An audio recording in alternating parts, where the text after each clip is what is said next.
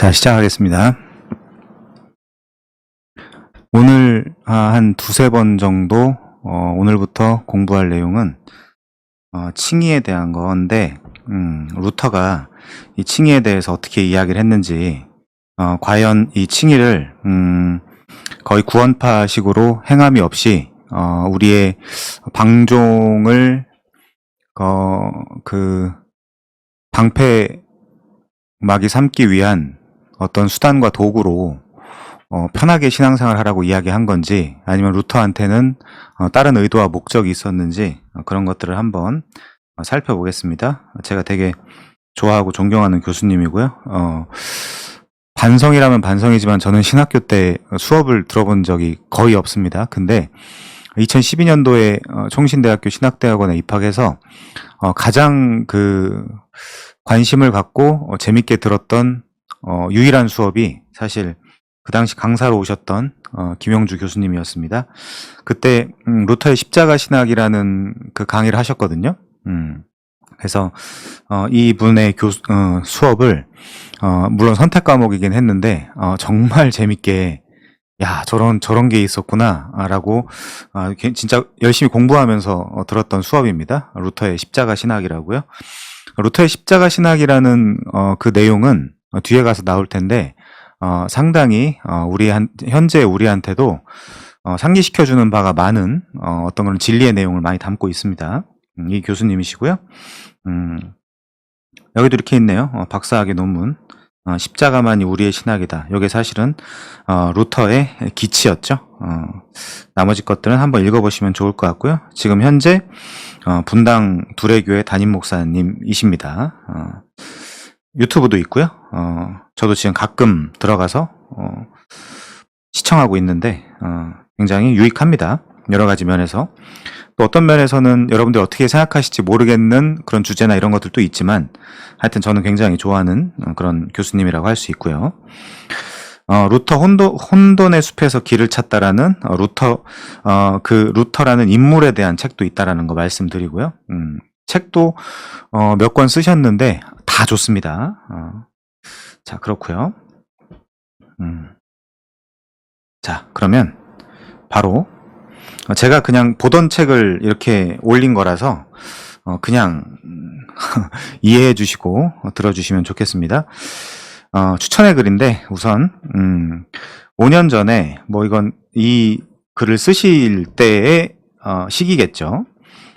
루터의 평전, 루터 혼돈의 숲에서 길을 찾다라는 책을 쓰셔서 세간의 주목을 받았던 교수님이 이번에는 칭의 루터에게 묻다로 돌아왔다.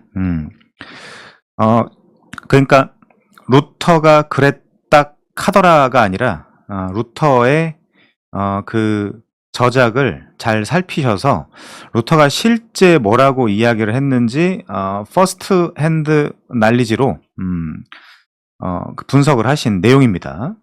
우리는 사실은 이 카더라의 문제에, 특히 이제 신학을 하는 사람들도 이 카더라의 문제가 상당히 심각하거든요. 그랬다 카더라, 그랬을 것이다, 이제 이런 거의 상상과 추측, 그런 것이 아니라 루터의 퍼스트 핸드 날리지로 루터가 진짜 이야기한 것들을 끌어다가 칭의에 대해서 살펴본 거죠. 1517년 마르틴 루터는 95개조 조항, 이제 이런 게 나오면 우리 상식적으로 그 사건이었지 라고 그림이 그려질 것이라고 생각을 합니다. 웬만하면 다 복습을 하면서 따라오시면 좋겠고요.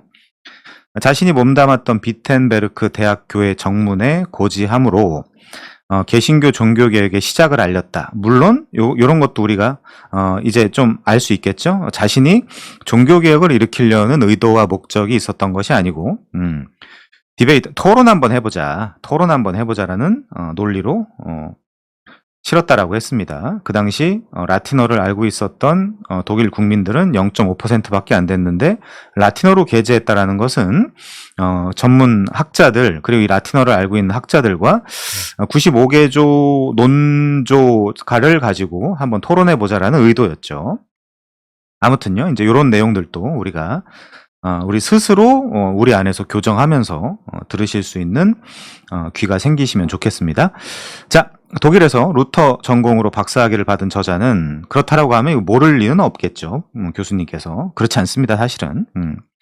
종교개 500주년을 맞이하여 교회 존폐의 표지,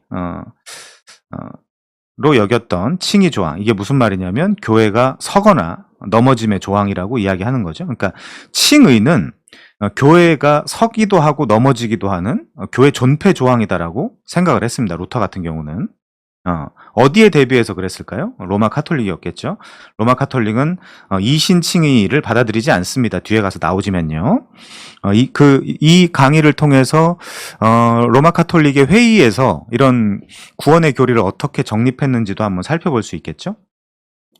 자, 이런 교회 존폐 조항으로 여겼던 칭의 조항으로 사랑하는 한국교회의 성찰의 문을 두드린다. 그동안 개신교 칭의 논의는 사실 이 법정적 칭의론 프레임을 크게 벗어나지 못했다.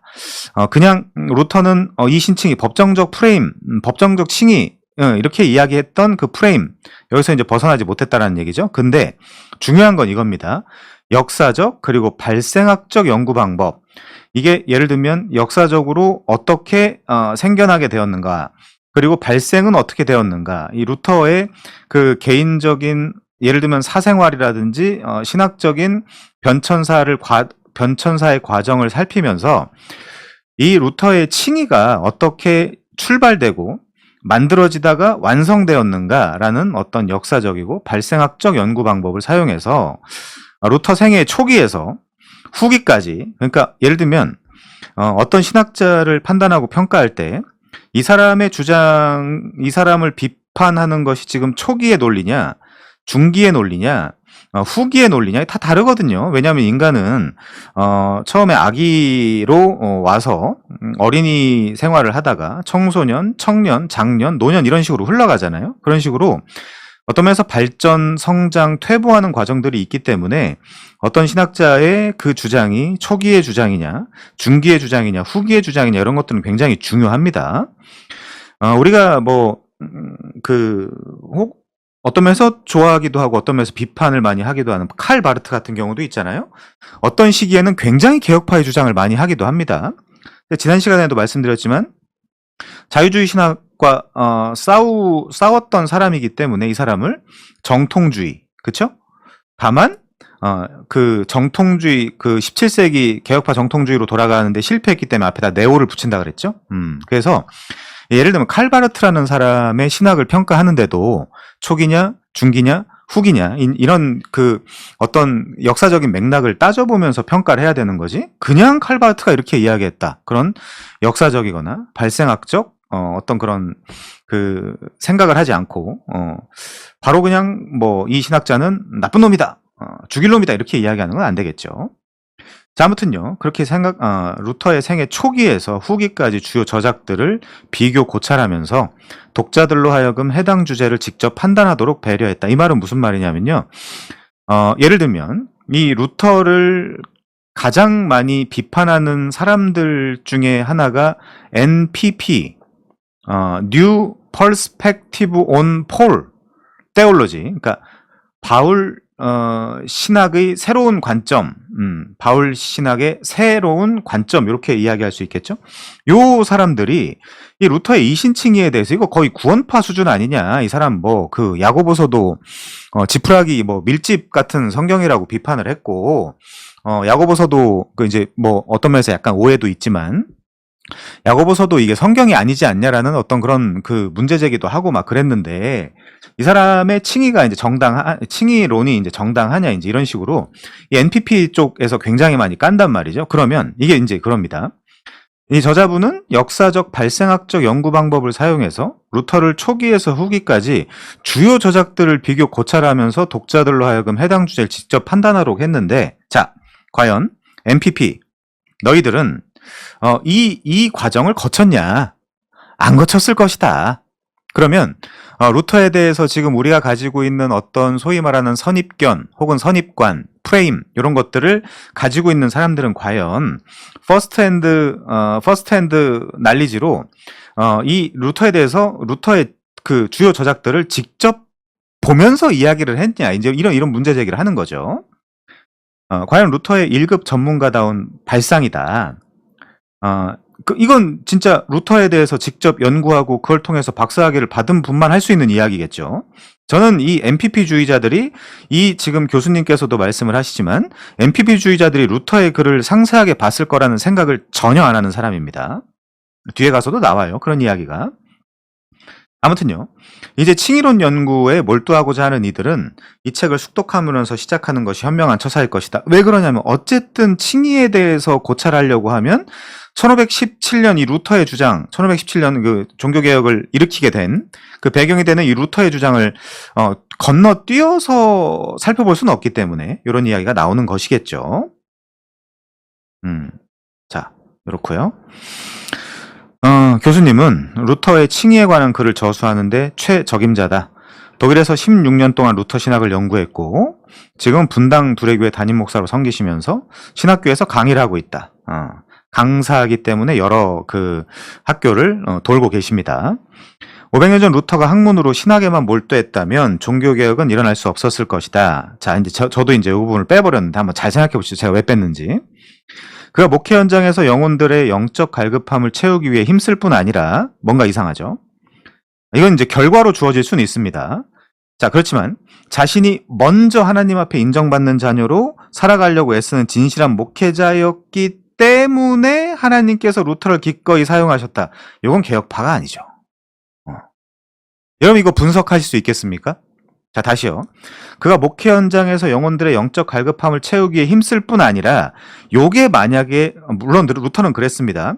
요게 만약에 열매로 주어졌다면 이것은 하나님이 루터에게 하신 하나님이 원인이 되고 이건 그 하나님이 원인이 된 그 과정으로서의 결과지, 요 영적 갈급함을 채우기에 힘썼을 뿐 아니라 자신이 먼저 하나님 앞에서 인정받는 자녀로 애쓰는 신실한 목회자였기 때문에 하나님께서 루터를 깊이 사용하셨다.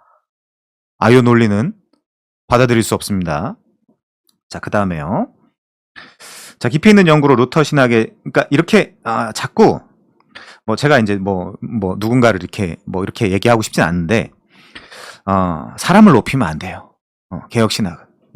만약에 사람에게 어떤 좋은 열매나 그런 결과가 생겼다라고 하면 그것은 하나님께서 은혜를 베푸셨기 때문이다 라고 생각하는 것이 좋습니다. 그게 사실이고요. 그게 성경이기도 하고요. 자, 깊이 있는 연구로 루터의 신학 전반에 대한 해박한 지식을 가지고 있으면서 루터의 십자가 신학의 헌신과 열정을 자신의 목회와 삶 가운데 쫓아가고 있는 김용주 교수의 이 책이 거룩한 삶을 추구하는 구도자들에게 소중한 지침이 되려 확신한다. 이런 부분들도요, 여러분들이 잘, 우리는 솔리데오 글로리아입니다.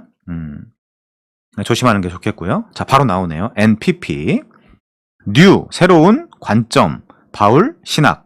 자, 바울에 대한 새로운 관점, New Perspective on Paul. 이 등장한 이래 여러분은 그럼 과연 지금 예를 들면 NPP에 대해서 아주 구체적으로 들여다보신 적이 있으신가요? 예를 들면 합신의, 저는 이제 NPP 책을 제가 굉장히 많이 봤는데 저도 그걸 역사적 발생학적 관점에서 연구하기도 했고요, 개인적으로. NPP에 대한 책 중에 제가 1위로 꼽는 것은 물론 좋은 책이 많이 있습니다. 가이 워터스나 이런 사람들이 쓴 것도 있는데 이제 그런 것들은 아주 상세하게 주해 주석 작업을 거쳤다고 보긴 좀 어렵고요. 그냥 조직신학적 관점에서 본 거죠. 박동근 교수님이라고 이제 합신에 계신 교수님인데 이분이 쓴 논문 혹은 이분이 쓴 책 중에 칭의의 복음이라는 책이 있습니다. 이 책 한 권, 칭의의 복음이라는 책이 있는데 그 책을 한 권 여러분들이 상세히 파보시면 이 NPP에 대해서 그래도 어느 정도 알 수 있지 않을까. 물론 NPP를 우리가 그 기회가 되는 대로 나중에 한번 살펴보겠습니다만은 되게 좋죠. 줌이 있어가지고 이렇게 저녁에 시간을 내서 만나서 계속 신학적인 소양이나 이런 것도 늘려가면서 공부도 하고요. 이런 거 되게 좋다라고 생각을 합니다. 아무튼요, 이것도 그냥 들어봤다. 들어봤다는 내 지식 아닙니다. 들어봤다는 내 지식이 아니라 어떤 스크립트나 어떤 걸 보지 않고 요 사안에 대해서 줄줄줄 이야기할 수 있고 논평을 할 수 있고 성경으로 옳다 그르다까지 판단할 수 있는 정도가 돼야 내 지식이죠. 누가 그랬다 카더라 이건 사실은 내 지식은 아닙니다. 바울에 대한 새 관점이 등장한 이래 루터와 칼빈의 칭의론은 집중적인 포화에 휩싸여 있다. 그렇죠? 왜 그럴까요? 나중에 살펴보겠습니다. 그러나 종교개혁자들이 칭의론을 비판하는 이들이나 변호하는 이들 가운데 원저작에 대한 깊은 이해 없이 간접적인 자료도 좋긴 하지만 더 큰 문제는 카더라입니다. 어떤 면에서 신학에서 제일 위험한 거기도 해요. 카더라. 칼빈이 그랬다 카더라. 바빙크가 그랬다 카더라. 뭐 누가 그랬다 카더라. 이거. 자, 간접적인 자료에 근거하여 비판하는 경우가 많은 것을 보게 된다. 이제 우리는 루터가 칭의에 대해서 정말로 뭐라고 말했는지를 읽고 토론해야 될 때가 됐다고 생각을 한다. 수십여 년에 걸쳐 루터 연구로 박사학위까지 받았고 쉬운 일 아닙니다. 특히 루터 같은 사람들은 더 그렇죠. 루터는 굉장히 천재적이면서 좋게 이야기하면 천재적이고 부정적으로 이야기하면 산만한 사람이라서 루터의 신학을 하나로 웅집하기가 굉장히 힘든 사람입니다. 그럼에도 불구하고요. 루터 평전을 통해 계도적인 역할을 해온 교수님이 루터의 칭의론을 쓴 것을 보니 만시지탄, 시간이 늦어서 좀 안타깝다 이제 뭐 그런 뜻이죠. 저자는 수많은 주요 저술들에서 개진되고 발전된 루터의 칭의론을 또 얘기하네요. 역사적 그리고 발생학적 연구 방법을 사용해서 그 당시 배경을 철저하게 고려했다라는 이야기죠. 루터가 예를 들면 이 이야기, 예를 들면 칭의 이런 이야기를 하게 된 그 원인과 배경이 뭐냐 이제 이런 것들을 구체적으로 역사적 발생학적 연구 방법을 사용해서 일목요연하게 제시했다. 올해 이 책을 통해 루터가 칭의에 대해서 무슨 생각을 했고 어떻게 표현했는지를 확인할 수 있게 되었다. 국내에서로 루터의 칭의론에 대한 연구서는 처음 출간되는 것이기 때문에 개신교 종교개혁 500주년, 2017년이 500주년이었습니다. 지금 많이 지났죠. 그 의미를 되새김질하는 개신교인들의 손에 프로테스트, 동사로 저항하다. 여기다 ANT 붙이면 저항자들이라는 거겠죠. 뭐에 대한 저항입니까? 로마 카톨릭. 자, 들려져서 많이 읽히기를 바란다.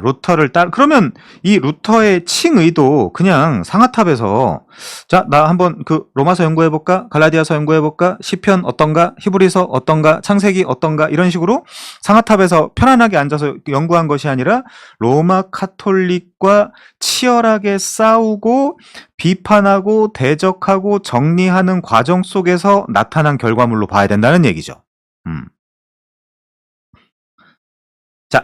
아무튼요, 이 프로테스탄트의 손에 이 책이 들려져서 많이 읽히기를 바란다. 저도 같은 마음입니다. 루터를 따르든 반대하든 일단 루터의 칭의론이 무엇인지를 루터의 말로 읽는 일이 양심적으로 온당한 일이라고 생각한다. 저 입학했을 때, 성신대학교 신학대학원 입학했을 때 저희 반 담임이셨습니다. 아직도 기억이 나네요.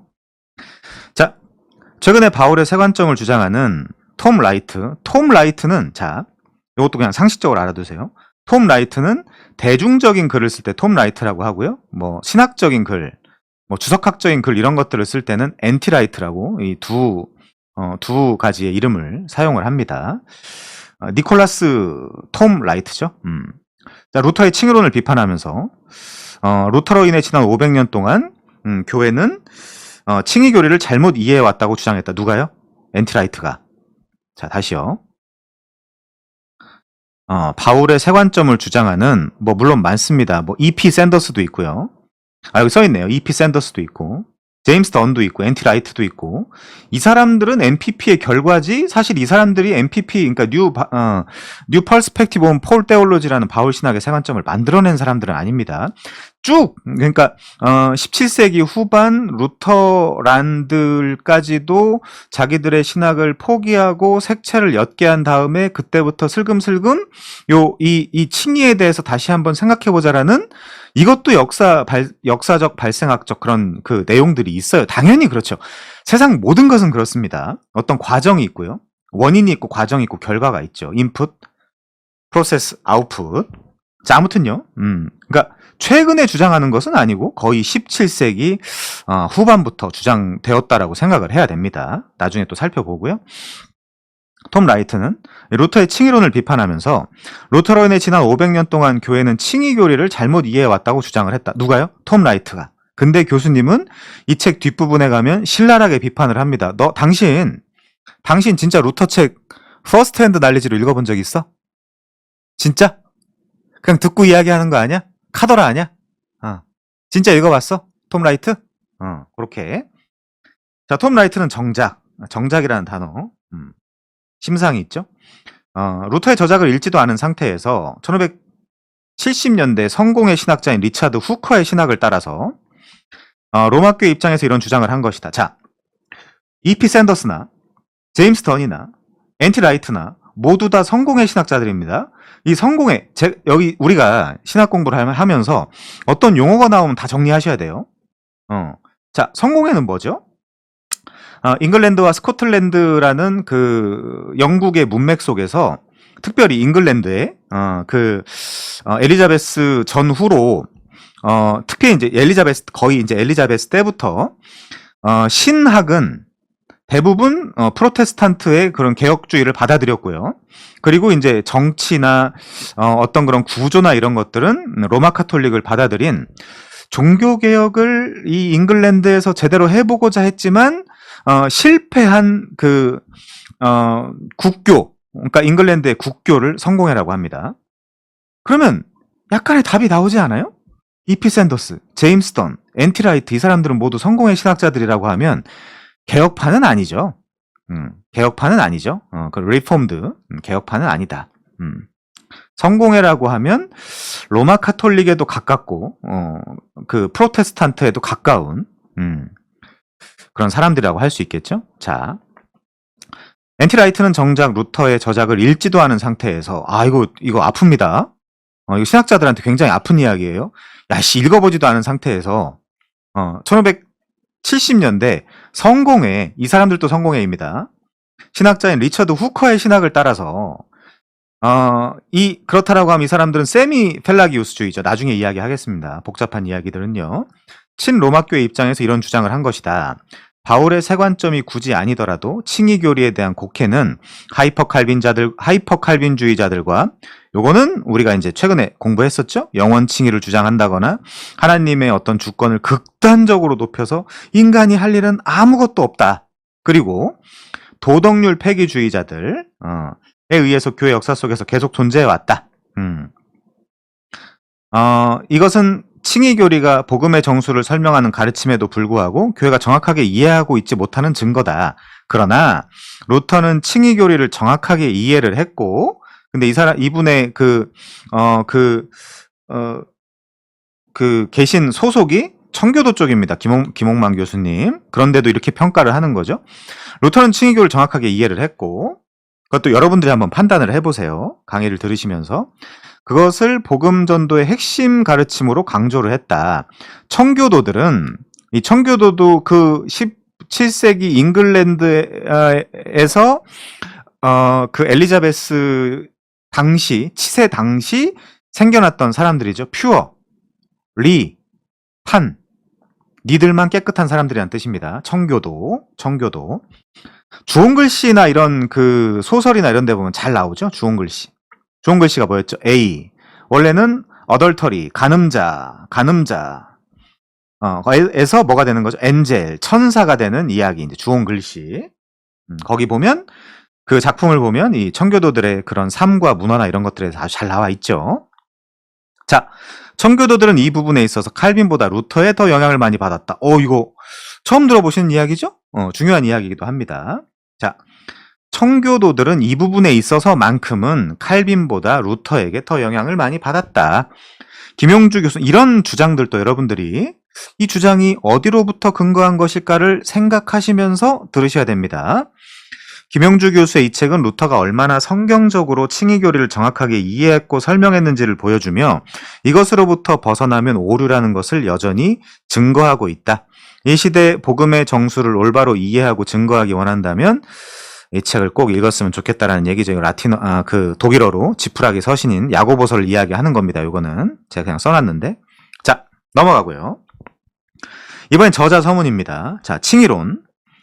교회의 존폐 조항이라 그랬죠. 그래서 루터는 말했다. 아르티쿨루스 스탄티스 에트 카렌티스 에클레시아이, 이렇게. 자, 칭의론은 기독교 신학의 역사에서 특별한 위치를 차지하고 있다는 사실을 부정할 사람은 아무도 없을 것이다. 그거는 뭐 성공회든 로마 카톨릭이든 뭐 당연히 다 그렇게 인정은 하겠죠. 동의하냐 동의하지 않냐를 떠나서요.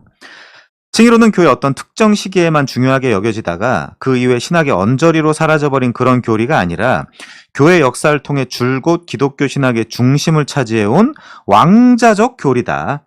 그동안 너무 많이 다뤄져서 이제는 새로운 것을 찾아볼 수 없는 교리라고 여겨질 정도이다. 그러나 놀랍게도 교회가 죽어갈 때마다 교회를 되살리기 위해서 하나님의 영에 감동된 사람들은 뭘 꺼내놨을까요?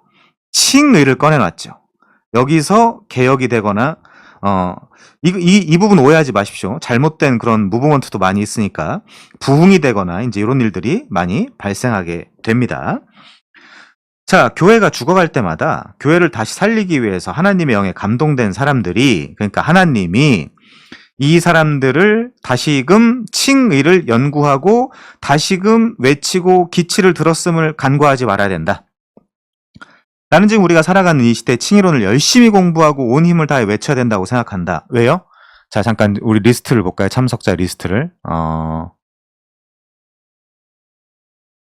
아무튼 많아가지고 못 찾겠는데, 이번 주에 제가 어떤 교회에 소속돼 있는 친구들한테 물었는데, 신앙생활을 하면서 이 루터의 십자가 복음이 아니고요, 십자가 신학이 아니고 이 십자가 복음에 대해서 들어본 적이 거의 없다라고 이야기하더라고요. 거의 없다.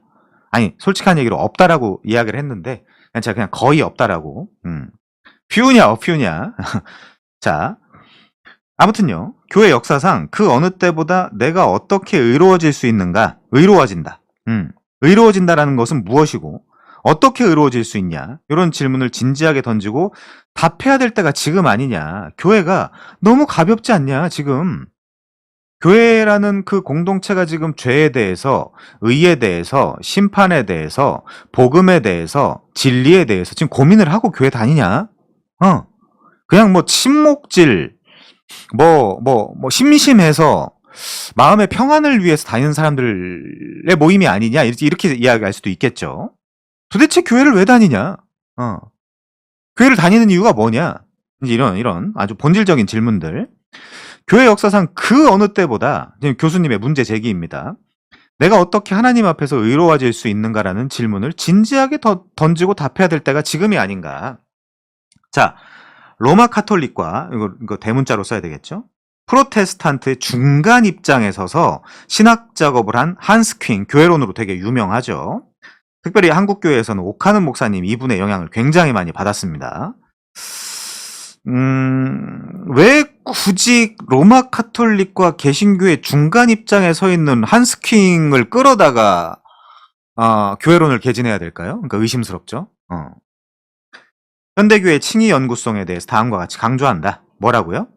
왜냐하면 오늘날과 같은 업적 사회가 뭐죠? 공로사상. 예를 들면 그겁니다. 한 4살? 5살만 돼도 밥을 잘 먹는다거나 아니면 장난감을 좀 잘 치웠다거나 그러면 부모님이 칭찬을 하거든요, 아이한테. 그리고 뭔가를 어질러 펴갔다거나 뭔가 더러운 일을 행했다거나 뭔가 말을 안 들었다 그러면 혼이 납니다. 그러면 그게 3살이 됐든 5살이 됐든 아무튼 어렸을 때부터 칭찬을 받고 혼나는 어떤 그런 문화 속에 굉장히 익숙해져 있는 인간들, 그리고 인간들 자체도 약하기 때문에 악한 거거든요. 약하기 때문에 악한 거예요. 부모도 마찬가지입니다. 그러니까 부모만 나쁘다 이렇게 이야기할 수가 없어요, 사실은.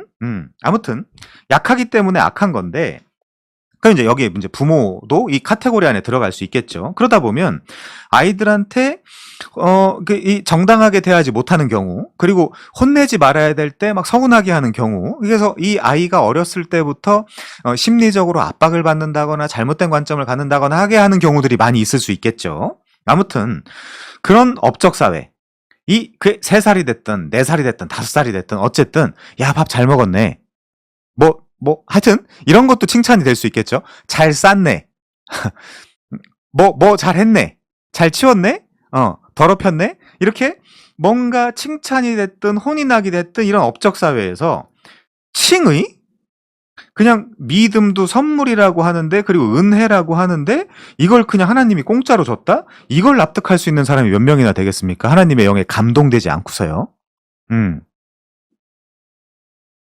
자, 그럼 칭의에 대한 물음과 인간의 자유에 대한 물음은 그럼 인간은 뭐가 더 일리 있겠어요? 뭐가 더 일리 있겠어요? 이 믿음이라는 거에 행위를 더하면 그럼 하나님이 기뻐하시겠지. 이게 일반적이지 않겠어요? 이게 로마 카톨릭이라니까요. 은총에 인간의 행위를 더하면 하나님이 기뻐하시겠지. 어떻게 은총으로만 구원을 받냐? 그거 말이 안 되잖아. 그러니까 우리 좀 일리 있게 상식적으로 합리적으로 가자. 그게 로마 카톨릭입니다. 세미 펠라기우스주의고요. 자, 다시요. 오늘날과 같은 업적 사회에서 칭의, 그것도 이신칭이죠. 믿음으로써 의롭다함을 받는 이 물음에 대한 인간의 자유에 대한 물음과 인간의 자유에 대한 물음은 루터가 굉장히 강조한 것이 자유입니다. 어느 때보다 시급한 물음이다. 이 자유를 언제 느끼겠어요? 이 그리스도의 나의 어떤 그런 행위나 나의 존재, 뭐 이런 행동, 행실, 종교적인 업적 이런 게 아니라 오직 그리스도의 의를 통해서 하나님께 인정받을 때에만 인간은 자유를 누릴 수 있거든요. 갈라디아서의 대주제도 자유죠. 평강이죠. 한번 생각해 보십시오. 지금 다 이 교정을 받아가지고 깔끔해지신 분도 계시겠지만, 교회 다니면서 자유를 느껴본 적이 언제죠, 우리가? 와, 오늘 주일인데 너무 자유로워. 그리고 평강. 와, 진짜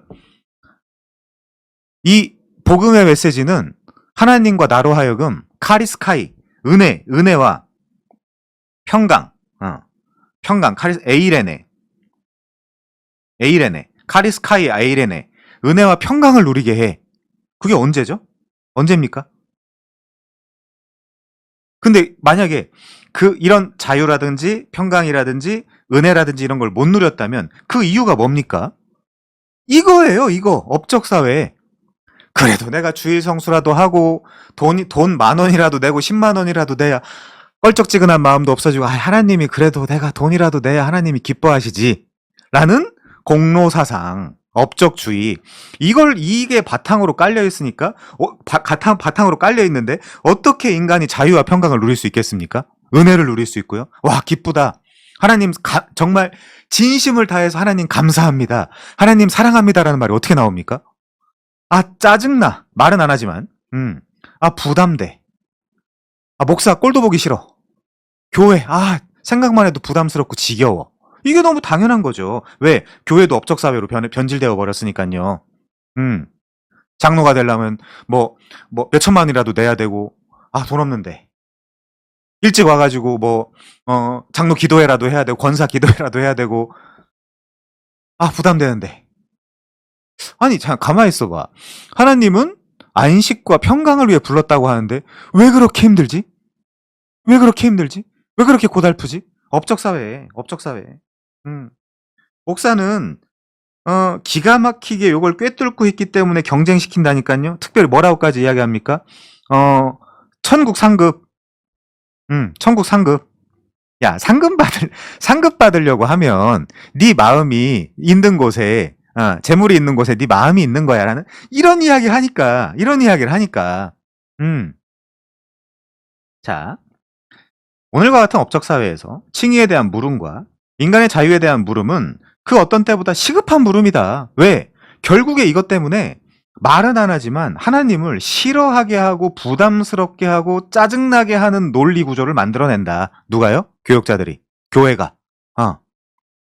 진짜 만약에 여러분들이 예를 들면 자유나 평강이나 은혜나 사랑이나 이런 것들에 대한 본질적이고 아주 충분하고 충만한 이런 감정들을 못 느끼는데 어떻게 하나님을 사랑할 수 있겠습니까? 그렇지 않겠어요? 자, 그래서 시급한 물음이고요. 하나님의 영광을 위해서도 시급한 물음입니다. 지금 다 하나님을 오해시키고 있다니까요. 돈 내라고, 하기 싫은데 와서 봉사하라고, 섬기라고. 아니라니까요. 거기서부터 출발하면 안 됩니다. 우리는 그러니까 예를 들면 알량하게 봉사하면서도 짜증내는 거예요. 그리고 이게 마치 내가 하는 일이 되기 때문에 니들은 왜 안 해? 나는 하는데 이런 이야기가 나오는 겁니다. 거기서 경쟁 사회 그 적자 생존 약육강식이 교회에서도 만들어진다니까요. 안 되죠 그렇게 가면.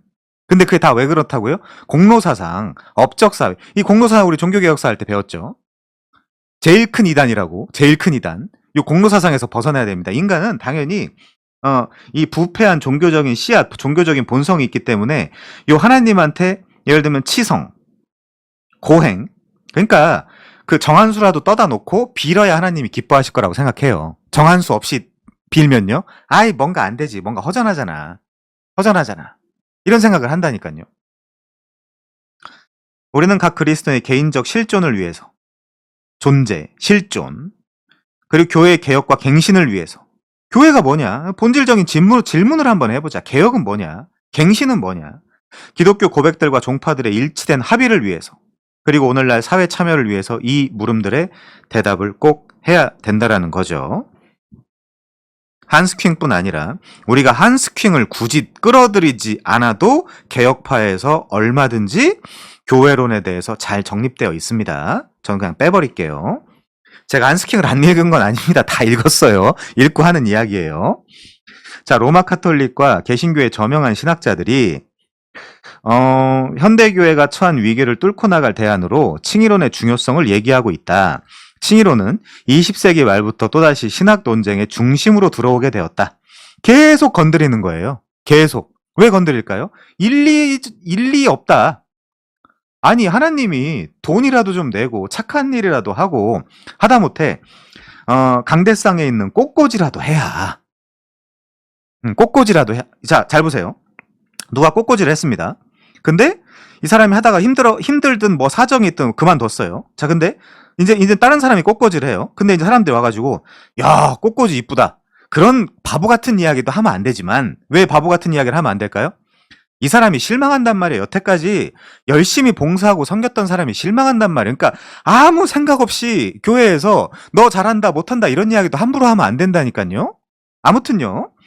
이 사람이 또 꽃꽂이를 새로 시작하게 됐어요. 그러면 어떤 사람들이 와가지고 야 전보다 낫다, 화사하다, 예쁘다, 하나님이 기뻐하시겠다라고 하면 이 사람 어떻게 됩니까?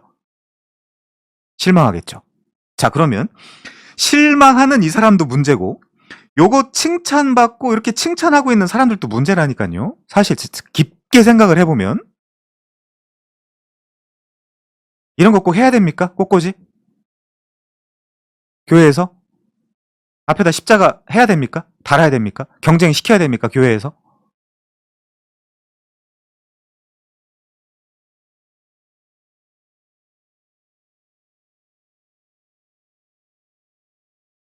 자, 칭의론은 20세기 말부터 또다시 신학 논쟁의 중심으로 들어오게 되었고요. 로마 카톨릭 진영과 개신교 진영이 칭의론으로 다시 논쟁을 벌이고 있고 개신교 내에서도 칭의론 논쟁이 활발하게 전개되고 있다. 연구자들은 칭의론의 본래 의미를 찾기 위해서 종교개혁의 칭의론을 다시 연구하고 있다. 그래서 루터와 칼빈 같은 종교개혁자들이 칭의론이 다시 주목을 받고 있다. 이는 칭의론이 그들이 외쳤던 핵심 사상이고 또한 그들이 이 교리를 가장 심오하게 연구했기 때문이다. 이 책에서는 최근에 일어나고 있는 칭의 논쟁을 염두에 두면서 개신교 칭의론의 원조라고 할 수 있는 루터의 칭의론, 요거를 우리가 옛 관점이라고 합니다. 옛 관점. 아까 세 관점이 있었죠? 세 관점의 상정에서 세 관점이 왜 등장하게 되었는가 살펴보려면 옛 관점을 이해를 해야 되겠죠. 루터의 칭의론을 그리고 종교개혁의 칭의론을 옛 관점, 종교개혁 관점, 그리고 E.P. 샌더스나 제임스 던이나 앤티 라이트 같은 사람들의 관점을 세 관점, 바울 칭의론에 대한 세 관점. 이 책을 통해 루터의 칭의론을 올바로 이해하도록 돕고 이를 통해 현대 칭의 논쟁에서 좀 더 사실에 근거한 객관적 논쟁을 하도록 돕고 싶다. 제가 또 써놨는데 굉장히 좋은 책입니다. 자, 내가 루터의 칭의론과 관련하여 매우 안타깝게 생각하는 것은 요겁니다. 16세기 후반부터 현대에 이르기까지 루터를 연구한다라는 학자들이 너무나 법정적 칭의론이라는 프레임 속에서 연구를 해왔고 또한 루터 저작의 일부분만 보고 그 중에서 일부 문장을 뽑아내어 그의 칭의론을 구성했다라는 점인데 이러면 페어해요? 아니죠. 아니죠.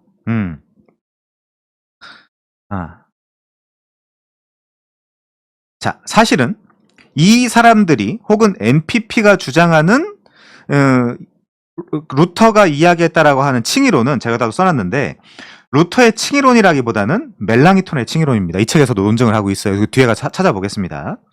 이런 빈약한 자료에 기초한 그러니까 뭐예요? 아니 루터가 말하지도 않은 그러니까 저는 가끔 이렇게 저도 개혁교회를 섬기고 있지만 야 저거 저렇게 바보 같은 사람들이 루터에 대해서 칼빈에 대해서 이야기하고 있다라고 하는 걸 이 사람들이 들으면 특히 칼빈이 자기에 대해서 막 이렇게도 이야기하고 가스텔리오가 어떻고 세르베테스가 어떻고 이런 이야기를 하는 걸 듣고 있으면 진짜 답답하겠다.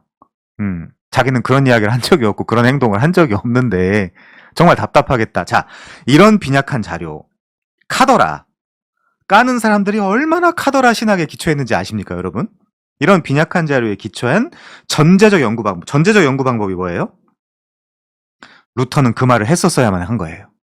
루터가 그 말을 했다라는 것을 프리서포지션, 전제를 해놓고 독자들에게 루터가 칭의론에 대해 말하는 부분을 좀 더 풍성한 자료를 중심으로 좀 더 객관적으로 살펴보고 판단하고 싶은 욕구를 불러와야 되는데 그렇게 하지 않고 그냥 부족하게 혹은 비평적 관점에서만 비난하기 위해서 루터에 대해서 이야기했다라는 거죠. 그렇게 하면 안 되겠죠.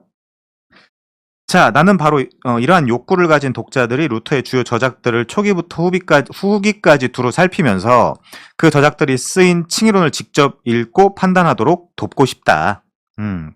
그래서 그의 저작들에 나오는 칭의론을 역사적 그리고 발생학적, 역사적으로 어떤 의미, 어떤 컨텍스트, 지츠, 레벤이라고 하기도 하는데요, 독일어로. 어떤 배경, 어떤 상황에서 이 사건들이 일어났는가? 역사적, 즉 그의 신학 초기, 중기, 말기에 어떻게 발전했는지를 그의 주요 저작을 중심으로 살펴보면서 그의 칭의론을 다양하고 심오한 측면을 부각하여 전달하려고 했다. 그리고 원문을 읽기 원하는 독자들을 위해 직접 인용을 상당히 많이 했다. 독일어입니다. 그 이유는 그의 사상을 좀 더 분명히 이해하도록 돕고 루터가 카더라. 혹은 루터가 그렇게 말했을 것이다. 상상이죠? 아니 이렇게 평가하면 되나요, 신학을? 안 되겠죠. 이렇게 추론하면서 확실한 근거 없이 떠드는 시대의 현자들 비꼬는 거죠. 이게 뭐냐면 칼빈이 자주 이야기하는 궤변론자들입니다. 이게 소피스트 궤변론자들 반박하는데 가장 효과적이라고 생각했기 때문이다. 그리고 루터가 칭의론을 설명하기 위해 쓴 라틴어를 한글 옆에 병기하여 라틴어와 독일어 그의 말을 좀 더 생생하게 이해하도록 도왔다. 물론 이렇게 연구하는 방법이 결코 쉽지 않은 작업이라는 것을 잘 알고 있다. 그 이유는 능력의 한계. 굉장히 겸손한 분이네요. 루터에게도 어느 정도 책임이 있을 것이다. 사실은 탁상 다만이 굉장히 좋은 책들이 많이 있지만 부정적으로 이야기하면 굉장히 산만합니다. 굉장히 추상적이기도 하고 그리고 어떤 면에서는 루터가 이 이야기를 했는 그 이유를 상상해야 되는 부분들도 꽤 많아요. 우리가 지금 이거 성경을 분석하는 건 아니기 때문에 어떤 이런 한계들은 분명히 있는 거죠. 루터는 여러 저작들에서 이 주제에 대해서 부분적으로 알려주지만 칭의론이라는 제목으로 소책자 하나 써서 종합적이고 체계적으로 나의 칭의론은 이것이다라고 정리해 놓은 것이 없다라는 거죠. 그래서 좋게 이야기하면 루터의 칭의론을 학자들이 연구하기가 쉽지 않았을 것이고 어떤 면에서 일부 구절만 뽑아내어 그의 칭의론을 묘사할 수밖에 없었던 것도 어느 정도, 충분히는 아니고 이렇게 하면 안 돼. 어느 정도 이해가 된다. 그럼에도 나는 로마서, 갈라디아서, 창세기, 그리고 시편, 히브리서 아까 얘기했죠? 비텐베르크 대학의 교수였습니다. 거기서 이런 것들에 대해서 강의를 했습니다. 루터는 실제. 그 대표적인 저작들의 칭의론을 제시한다면 그의 칭의론의 핵심 내용을 그래도 충분히 파악할 수 있다는 것을 의심하지 않는다라는 거죠. 자, 첫 번째. 나는 루터의 칭의론을 단지 현대 교회에서 벌어지는 논쟁을 정리하는 차원에서만 다루는 것으로 만족하고 싶지 않다. 두 번째. 도리어 현대교회가 처한 위기를 해결할 대안으로 제시하고 싶다. 저랑 똑같은 관점입니다. 저도 이신칭의를 다시 확고하게 부활시켜야 된다라는 생각을 가지고 있어요. 개인적으로. 교회를 살리기 위해서. 왜냐하면 현대교회가 겪는 위기의 본질은 죄인의 칭의에 대한 확고한 관점이 결여되어 생기는 것이라고 믿기 때문이다. 그럼 아까 제가 말씀드린 대로 과연 지금 교회에 충만하게 이 이신칭의의 은혜의 복음의 교리가 설파되고 있는가? 아니다. 그렇게 보여지지 않는다. 이렇게 이야기할 수 있겠죠? 자, 그리고 칭의론을 통해 회심하기 이전의 루터와 같이 구원의 확신을 갖지 못하고 방황하는 이들이 구원의 확신을 갖도록 돕고 싶은 마음도 아주 간절하다. 굉장히 많이 방황을 하는 시기를 거쳤습니다. 오랜만에 오늘 이분이 등장을 하셨던데 빨리 잘 하나님의 은혜로 잘 회복되시길 바랍니다. 아무튼요. 마지막으로 넘어가고요. 여기는 뭐 됐고요. 됐고. 자, 무엇이 문제인가? 이 부분까지 한번 다뤄보도록 하겠습니다. 종교개혁 당시 칭의론은 개신교 교리의 핵심뿐만이 아니라 개신교의 정체성을 나타내는 교리였다. 나아가 카톨릭 진영에서 R 붙여야 되겠죠? 그냥 카톨릭은 보편교회라는 뜻이기 때문에 로마 카톨릭이라고 명시적으로 언급하는 게 좀 더 좋습니다. 로마 카톨릭 진영에서 개신교를 이단이라고 선언하게 된 결정적인 교리가 이 칭의 교리래요. 그러니까 지금 로마 카톨릭과 개신교가 완전히 대척점에 서 있다. 왜요? 로마 카톨릭 진영에서 이 개신교를 이단이라고 선언한 배경, 그리고 결정적인 교리가 칭의교리라는 거죠. 그래서 같이 갈 수 없다. 저도 어렸을 때 그 무식한 얘기 많이 했거든요. 그 대학생 때 제가 모태신앙이긴 하지만 그 기독교에 대해서 관심을 갖거나 한 것이 거의 20대 후반, 30대 뭐 이렇게 넘어가는 그 시점이었기 때문에 저 뭐라고 얘기했냐면 지금도 기억이 납니다. 그러니까 저는 그 당시 그런 단어도가 잘못된 줄도 몰랐는데 아무튼요. 천주교가 왜 이단이냐 같은 우리 식구지 뭐 이런 이야기를 하기도 했는데 아니에요. 살펴보면 아니에요. 여기서 프로테스탄트로 나온 사람들이 우리라니까요. 그 같이 갈 수 없는 사람들입니다, 사실은. 야, 저 꼰대들. 저 분열주의자들. 어쩔 수 없어요. 아니, 지금 칭의 교리 때문에 우리를 이단 정죄했다라는데 어떻게 같이 갑니까? 같이 갈 수 있어요? 칭의 조항에 대한 견해 차이로 로마 카톨릭에서 개신교가 떨어져 나오게 되었다. 그래서 저항하게 되었다는 거죠. 그게 프로테스트입니다. 동사로. 자, 그때부터 지금까지 견해 차이는 양측의 이 교리의 일치를 위해 노력함에도 불구하고 근본적인 면에서는 좁혀지지 않고 있다. 자, 어디서요? 트렌트 종교회의에서 로마 카톨릭 교회는 전가적 칭의와 죄인이면서 동시에 의인이라는 루터의 칭의 핵심 내용을 정죄했다. 그러면서 아나데마라고 합니다. 아나데마가 뭐냐면 저주한다는 뜻입니다. 저주한다. 교회 회의에서 상대방과 의견 일치가 이루어지지 않으면 아나데마 저주한다 이렇게 이야기하거든요. 교회 회의에서. 그 선언을 했죠. 현대에 들어오면서 칭의 논쟁이 학계에서 다시 뜨거운 감자로 등장하고 있다. 카톨릭과 개신교회의 일치 운동의 열매로서 카톨릭 교회와 루터 교회의 대표자들은 16세기 종교개혁의 칭의 이해를 조정하여 1999년 칭의 조항에 대한 공동선언문 여기 나옵니다. 여기까지 하면 되겠네요. 여기까지. Joint Declaration on the Doctrine of Justification. 그리고 이제 루터란과 카톨릭 처치. 여기 대문자잖아요. 그죠? 지워서 다시 한번 해보겠습니다. 이걸 누가 했다고요? 자, 어디 있어요? 칭의 조항에 대한 공동선언문을 발표를 했는데 이걸 누가 했다고요? 공동선언문을 루터란과 로마 카톨릭이 한 겁니다. 그러니까 루터파가 이쪽으로 한번 붙어서 에큐메니컬을 해야 되지 않냐라는 무브먼트가 움직임이 있었던 거죠. 의심하셔야 됩니다. 의심. 이 사람들을요. 지금 이 사람들은 가는 길 가는 거고 이 루터란이라고 하는 사람들을 아무튼요. 여러분 그냥 화평, 평화 아니 제가 이걸 왜 무시하겠어요. 바보가 아닌 이상 왜 이걸 무시하겠어. 근데 무조건 화평, 평화 이게 좋은 게 아닙니다. 그래서 지금 이 루터파라는 사람들이 로마 카톨릭이라는 사람들이랑 조인트 데클라레이션을 하려고 했다니까요. 뭐에 대해서? 닥트린 오브 저스티피케이션에 대해서 이 공동선언문을 발표했다. 물론 당시 양쪽 교회 지도자들 중 많은 사람이 이 선언문에 흡족해하지 않았고, 이것도 양쪽 진영은 이 선언문의 문제점을 지적하면서 이 조항에 대한 토론을 지금도 이어가고 있다. 그런데 더 놀라운 점은 개신교라고 하는 사람들, 그 카테고리에 있는 사람들 내에서도 칭의에 대한 논쟁이 계속되고 있다는 사실이다.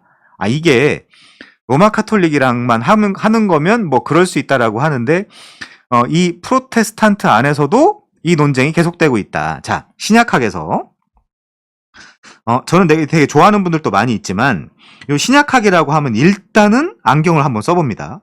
무슨 주장을 할까? 저 사람들 무슨 주장을 할까? 여기 지금 부자 아이디로 들어오신 분 아시죠? 저분은 무슨 주장을 할까?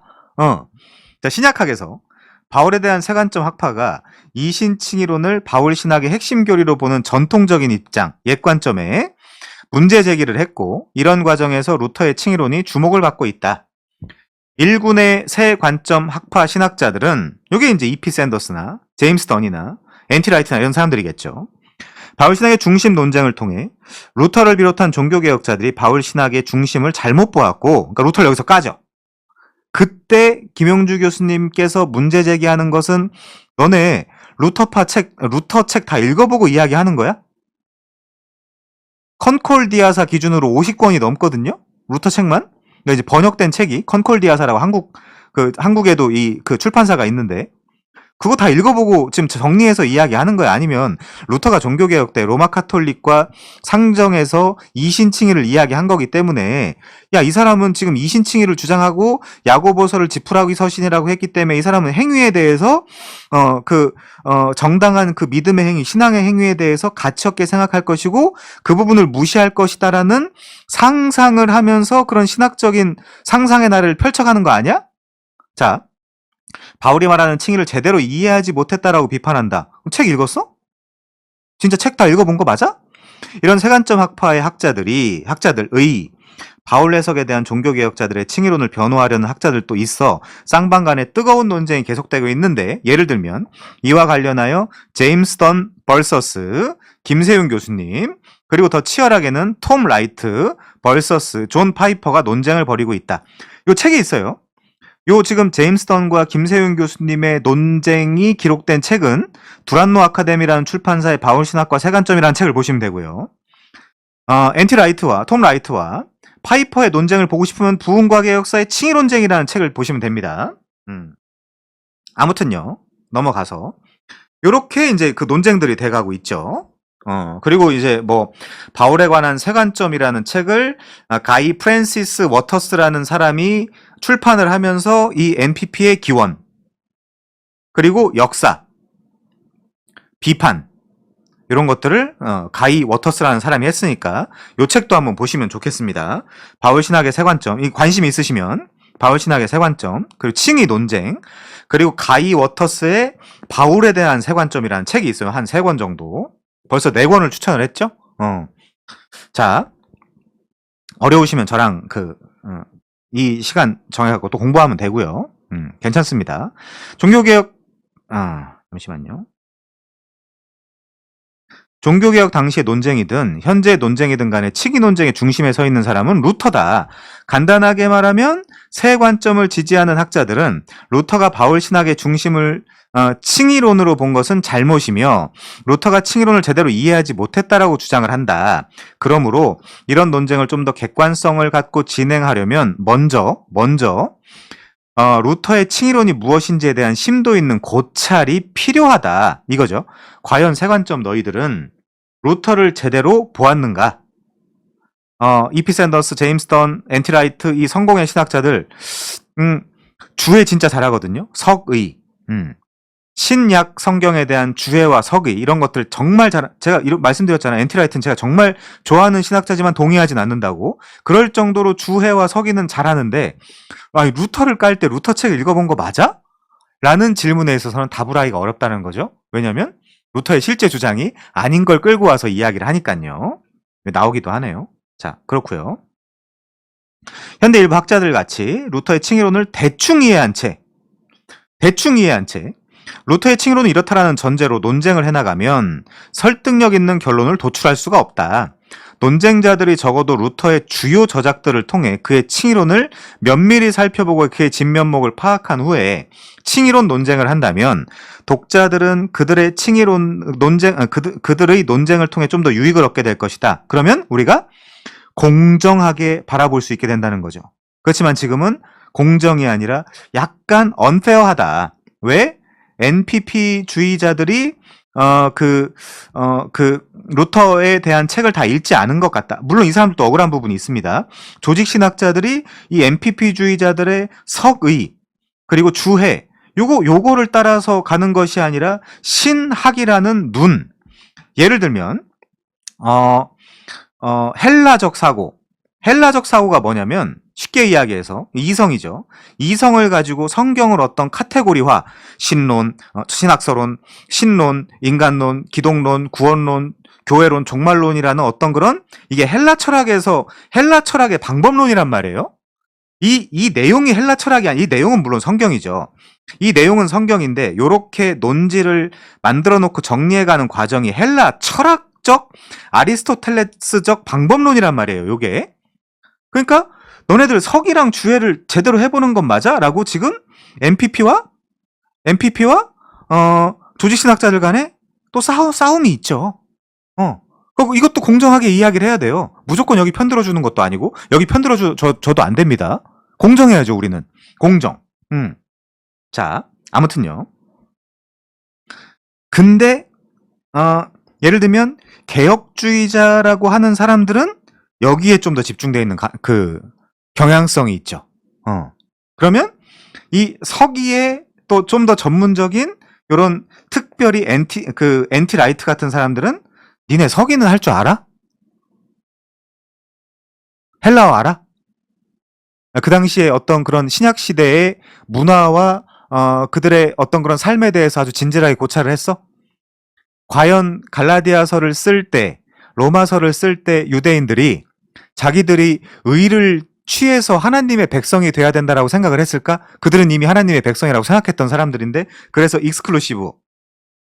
그래서 이방인들에 대해서 배타적인 거였는데, 그냥 너네들은 이런 역사적인 맥락, 역사적인 진지한 고찰 이런 거 없이 그냥 하나님의 말씀은 역사성이 중요한 것이 아니라 객관적이고 절대 진리로서 하나님은 어떤 분이고 인간은 어떤 분이고, 그러니까 예를 들면 칼빈의 눈, 루터의 눈으로 오히려 성경을 본다라고 하면 지금 칼빈이 더 높은 거 아니야? 이런 주장을 한다니까요, 실제. 그러면 우리는 어떻게 해야 되죠? 우리가 만약 진지한 개혁파 성도라고 하면 다 해야죠. 이승구 교수님이 말씀하신 대로 성경신학과 조직신학의 통합을 이루려고 부단히 애써야죠.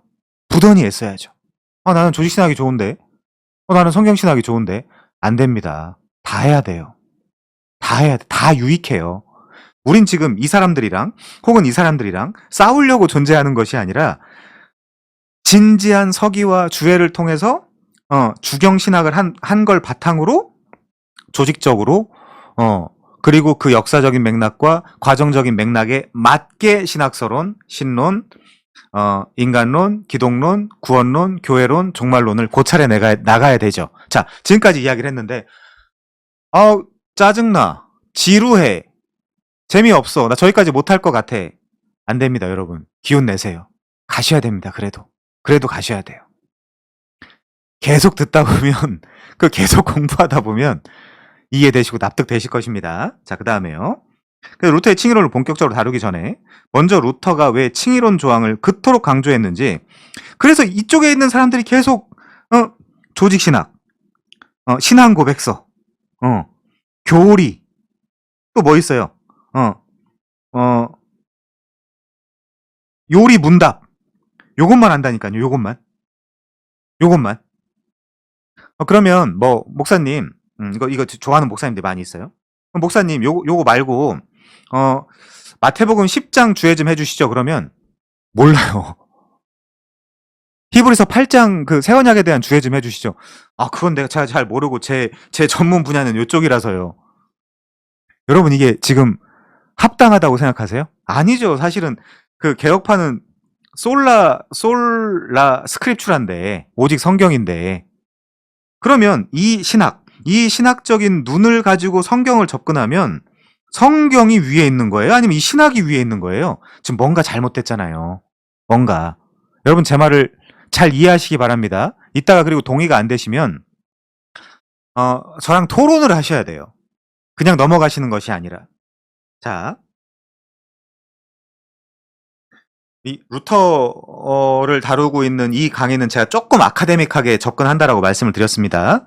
뭐 너무 어렵거나 그러시면 뭐 반복해서 들으시든지 아니면 좀 쉬운 것부터 들으시든지 그건 그 편하신 대로 결정을 하시면 돼요.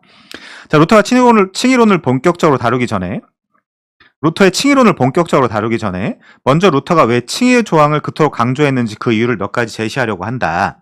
그러면 이 책을 읽는 독자들이 루터의 칭의론을 좀 더 개괄적으로 파악하게 될 것이고 그 후에 제시되는 루터의 칭의론을 좀 더 잘 이해하게 될 것이다. 그런 다음 루터의 생애를 훑어보면서 그가 이신칭의 복음을 어떻게 깨닫게 되었는지 요거는 개인적인 문제죠. 살펴보고자 하는데 이는 루터가 요거예요. 자신의 구원 문제를 해결하려는 치열한 투쟁 끝에 이 교리를 깨달았기 때문이다. 그럼 MPP는 뭐라고 공격을 할까요? 그러니까 루터가 지금 자신의 구원 문제를 해결하고자 하는 자신의 상황, 자신의 컨텍스트에 너무 깊게 빠져 있기 때문에 갈라디아서도 로마서에서 나오는 그런 이야기도 오케이셔널 에러, 그 당시의 상황적 서신으로 접근한 것이 아니라 내가 어떻게 하나님 앞에서 의로워질 수 있는가? 그 개인적인 구원 문제의 그 안경, 그 구원 문제의 눈을 가지고 성경을 해석했기 때문에 잘못 접근했다라고 이야기하거든요. 이 부분은 맞죠. 이 부분 맞다니까요. 아닌 건 아니고 맞는 건 맞고.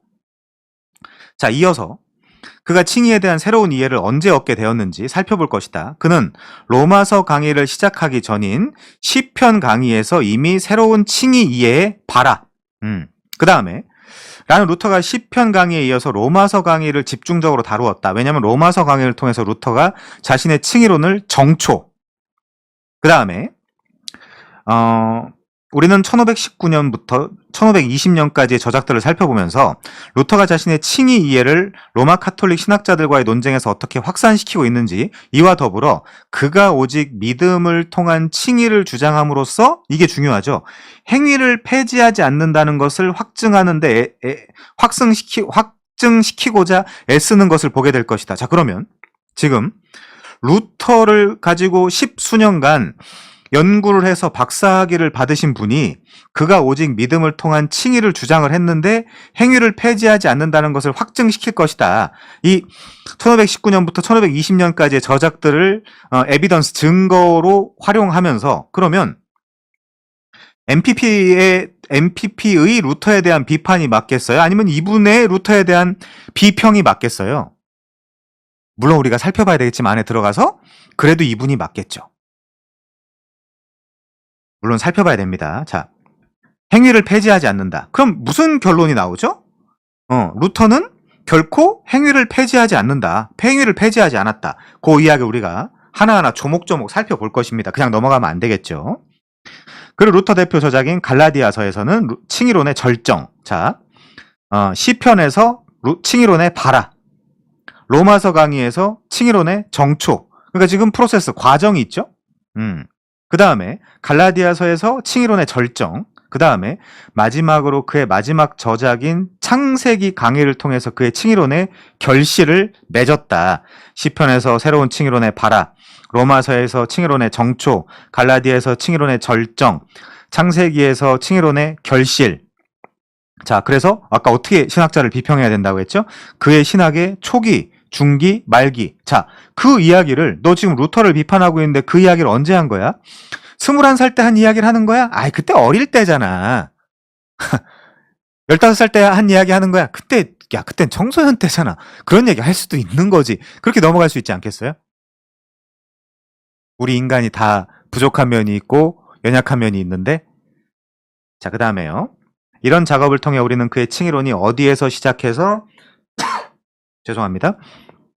어떻게 발전했는지, 그리고 반대자들의 비난을 반박하는 내용을 통해서 어떻게 견고해져 갔는지, 그리고 그의 칭의론에 관한 여러 오해를 풀고 그의 칭의론의 내용을 다각면에서 디멘션, 각도에서 볼 수 있게 될 것이다. 원자료가 중요합니다. 원자료, 카더라. 엔티라이트가 그렇게 이야기하던데, 엔티라이트는 탁월한 신학자인데 루터에 대해서 굉장히 비판하던데 어쩌라고요? 카더라, 원자료, 카더라는 안 되고 원자료를 통한 칭의론의 이해 작업을 먼저 한 후에, 그럼 엔티라이트가 성경입니까? 그렇지 않잖아요. 그의 칭의론을 뭐라고 썼는지 안 보이네요. 체계적으로 비판했던 트렌트 종교회의의 입장을 소개할 것이다. 루터를 정죄했다 그랬죠? 이단이라고.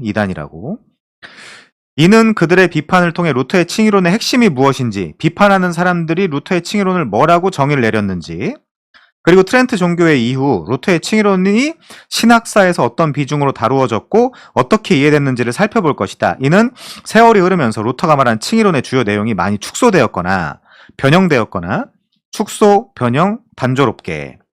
자, 일반적인 특징을 살펴보자라고 하네요. 자, 시간이